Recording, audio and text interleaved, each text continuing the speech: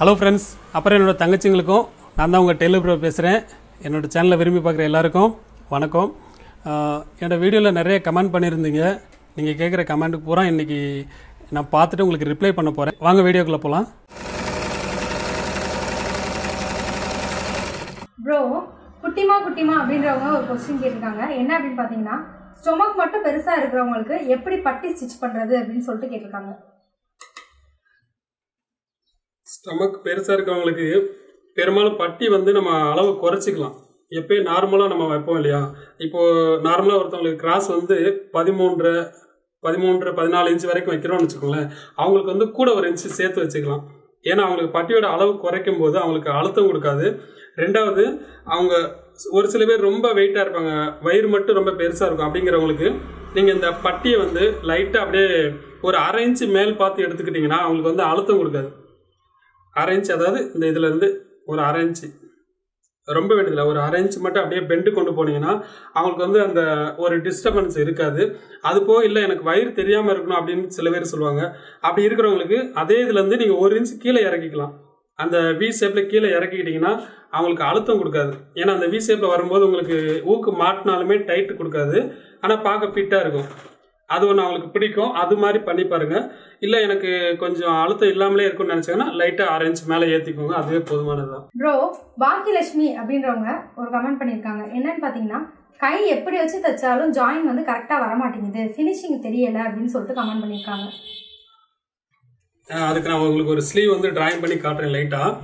இப்போ நீங்கள் எப்போ இந்த ஸ்லீவ் அந்த உள்ளே குடஞ்சி எடுப்பீங்க இல்லையா, கரெக்டாக அந்த ஷோல்டர்லேருந்து கீழே நீங்கள் ஸ்லீவ் எண்டு வருது இல்லையா, அதாவது இந்த ஆம்கோல் உங்களுக்கு எந்த அளவுக்கு எடுக்கிறீங்களோ, ஒரு 8 இன்ச்சுனா 8 இன்ச்சு இப்போ மார்க் பண்ணியிருப்பீங்க இல்லையா, 8-9 இன்ச்சு கணக்கு மார்க் பண்ணியிருப்பீங்க. இதை நான் அந்தளவு மார்க் பண்ணியிருக்கேன்னு நினச்சிக்கோங்க.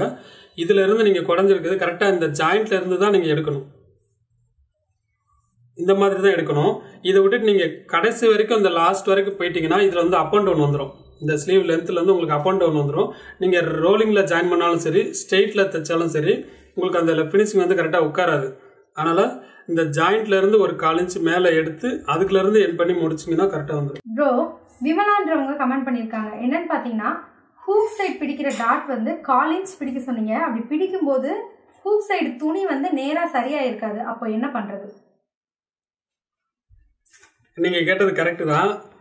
என்ன காரணம் கேட்டிங்கன்னா, இந்த ஊக் சைடு பிடிக்கிற டாட் 1/4 இன்ச் பிடிக்கிறதுனால உங்களுக்கு அந்த பெண்டு வரும்னு தான் சொல்கிறீங்க. அந்த பெண்டு வரும், கரெக்டு தான். அதனால தான் நான் இந்த பட்டியில் ஊக்கு வைக்கிறோம் இல்லையா, அந்த ஊக்கை சென்ட்ரு ஊக்கு கரெக்டாக அந்த டாட்டுக்கு நேரம் ஒரு ஊக்கு வைக்க சொல்கிற காரணம் அதனால தான். இப்போ உங்களுக்கு புரிஞ்சிருக்கும்னு நினைக்கிறேன். இந்த சென்டரில் அந்த டாட்டில் ஒரு ஊக்கு வைக்கிற காரணமே அதனால தான். ஏன்னா அந்த டாட்டில் ஒரு ஊக்கு வைக்கும்போது கரெக்டாக அந்த டாட்டை பிடிச்சி இழுக்கும் போது உங்களுக்கு கிராஸ் ரொம்ப எடுப்பாக இருக்கும், கரெக்டாக இருக்கும். கிராஸ் முன்ன பின்ன பிடிச்சா கூட உங்களுக்கு அது ரொம்ப சப்போர்ட்டிவாக இருக்கும். மீதி 3 ஊக்கு கரெக்டாக அந்த பட்டியில் வைக்க சொல்லியிருப்பேன். பட்டி எவ்வளோ பெருசாக இருந்தாலும் சரி, சின்னதாக இருந்தாலும் சரி, அந்த 3 ஊக்கு அந்த பட்டிக்குள்ளேயே நான் வைக்க சொல்லியிருப்பேன். மேலே ஒரு ஊக்கு, கரெக்டாக அந்த டாட் பிடிக்கிறீங்களா, அந்த டாட்டில் ஒரு ஊக்கு. இந்த டாட் சென்டராக பிடிக்கணுன்ட்டு கணக்கு கிடையாது.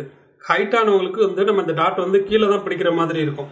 ஏன்னா எப்பயும் நார்மலாக ஒரு 5 அடி அப்படி இருக்கவங்களுக்கு நம்ம சென்டர் பிடிப்போம். அதோட ரொம்ப ஹைட்டாக இருக்கிறவங்களுக்கு நம்ம டாட் கீழே பிடிக்கிற மாதிரி தான் இருக்கும். அந்த கீழே பிடிக்கிறோங்கிறதுக்காண்டி நீங்கள் ஊக்கு சென்டர் வைக்கக்கூடாது. அந்த ஊக்கை அந்த டாட்டில் தான் வைக்கணும். மேலே கேப் நிறையா இருக்குங்கிறதுக்காண்டி நீங்கள் அதை ஒன்றுமே பண்ண வேண்டியதில்லை.